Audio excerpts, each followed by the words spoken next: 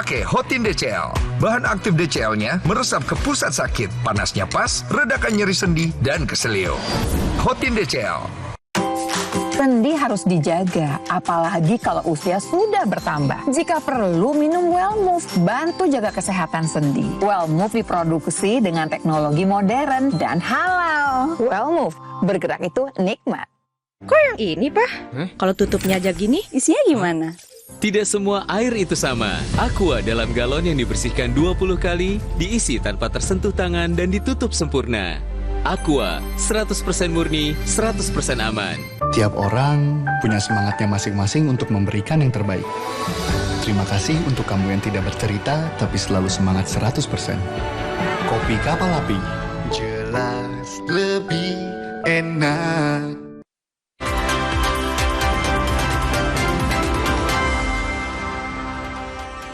Saudara, militer Israel merilis sebuah video yang menunjukkan pasukan beroperasi di dalam area garis kuning jalur Gaza, serta sebuah peluncur berisi roket yang siap ditembakkan.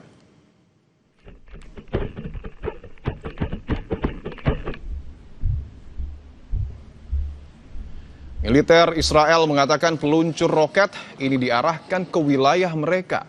Persenjataan yang ditemukan Israel adalah peluncur roket 8 tabung dengan 4 roket.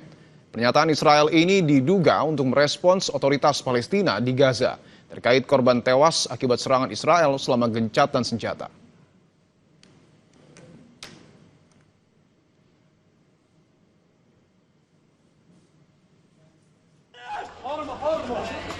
Sementara itu, Kementerian Kesehatan Gaza mengatakan bahwa serangan Israel pada pertengahan minggu ini telah menewaskan 25 warga Palestina dan melukai 77 orang. Salah satu hari paling mematikan sejak gencatan senjata 10 Oktober berlalu. Tugas rumah sakit yang menerima jenazah mengatakan bahwa mereka berasal dari kedua sisi garis kuning yang ditetapkan dalam gencatan senjata bulan lalu.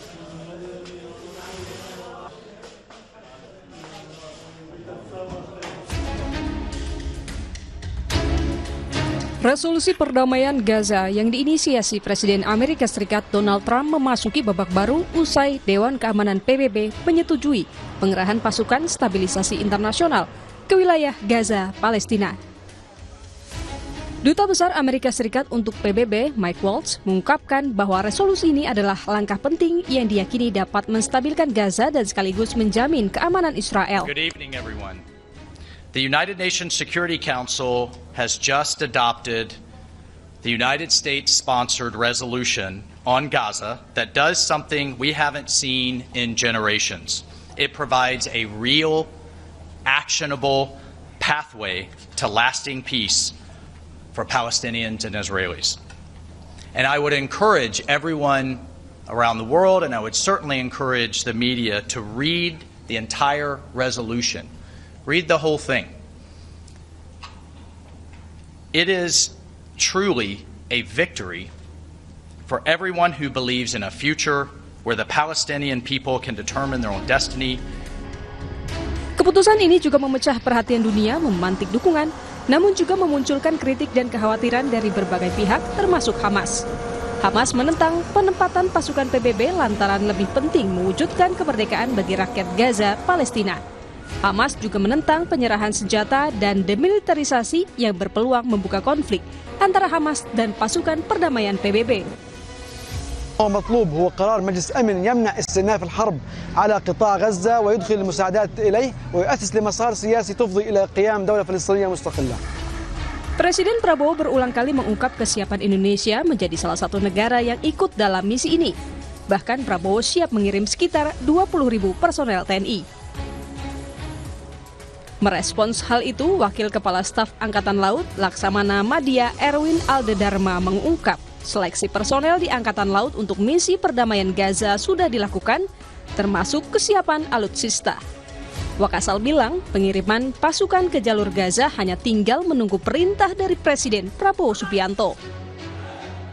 Sesuai dengan arahan dari pimpinan bahwa seluruh jajaran TNI saat ini mempersiapkan diri untuk bisa turut mensukseskan kebijakan pemerintah tersebut.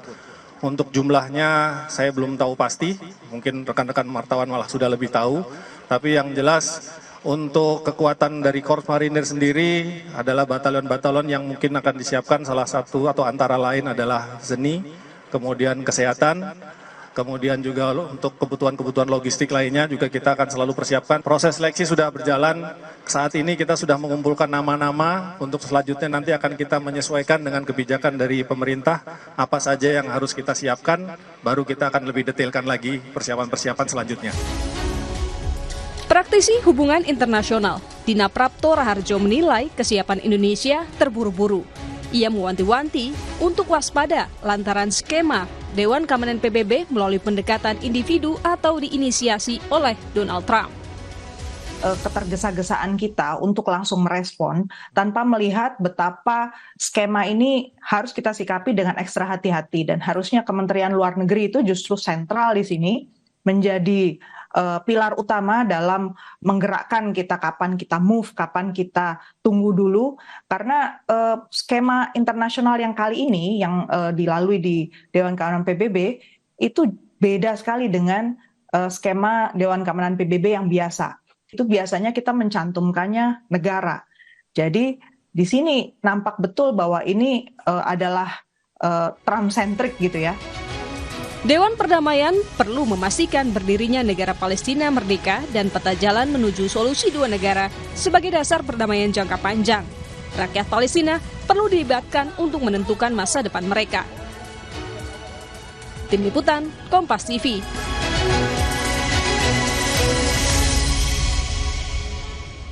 Lalu apa yang harus ditimbang Indonesia sebelum mengirimkan pasukan perdamaian ke Gaza, Palestina? Bagaimana melihat konstelasi konflik di Gaza, termasuk sikap setengah hati Hamas terkait pengiriman pasukan internasional di bawah bendera PBB. Petang ini kita bahas bersama Guru Besar Hukum Internasional UI, Hikmahanto Juwana, dan juga anggota Komisi 1 DPR fraksi PKB oleh Soleh. Bapak-bapak, selamat petang semua.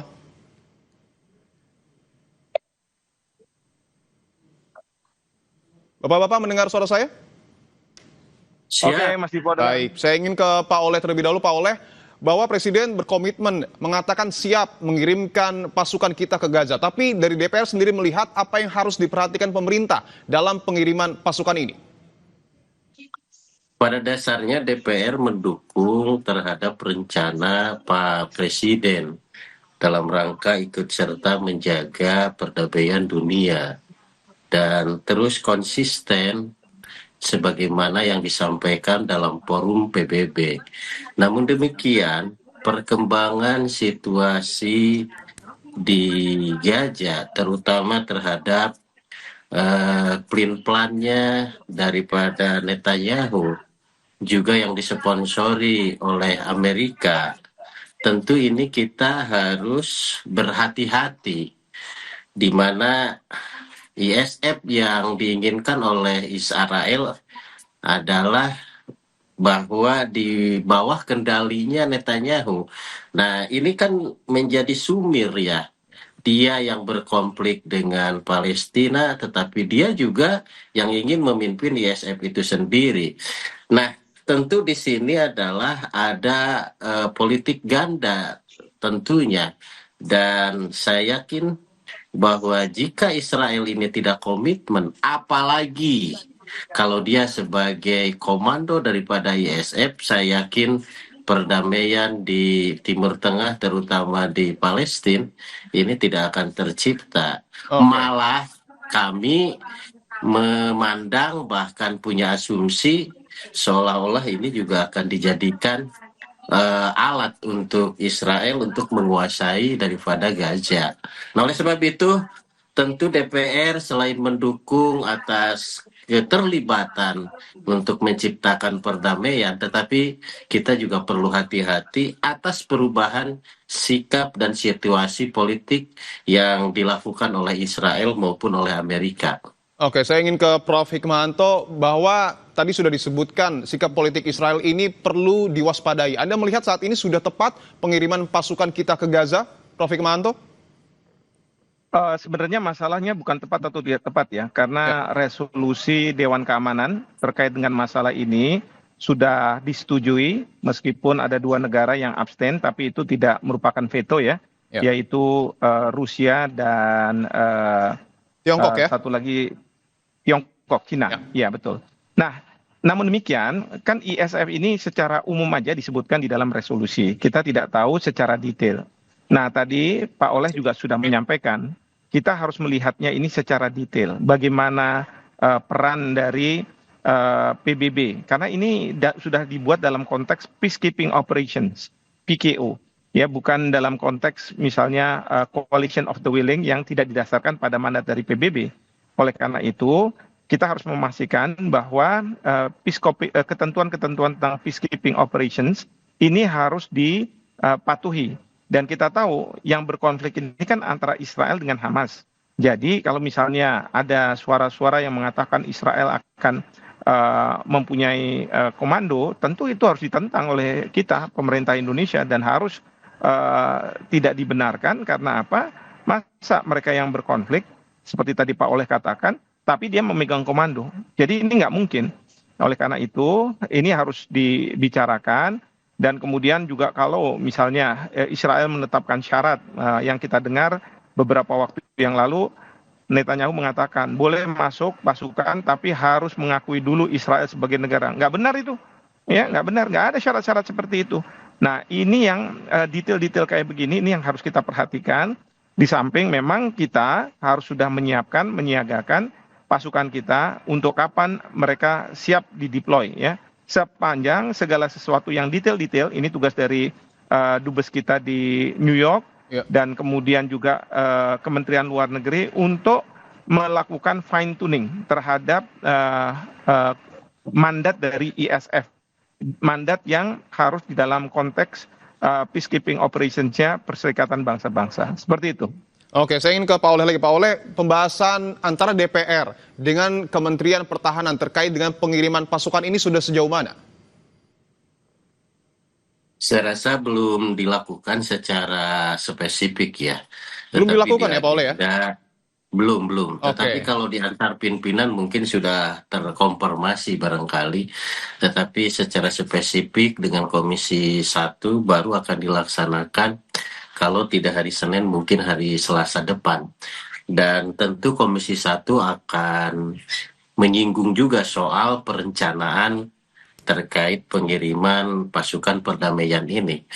Kami tentu dan secara khusus saya secara fraksi PKB pada dasarnya mendukung 100% terhadap persiapan Pak Presiden dalam rangka mengirimkan pasukan perdamaian. Tetapi timingnya harus pas.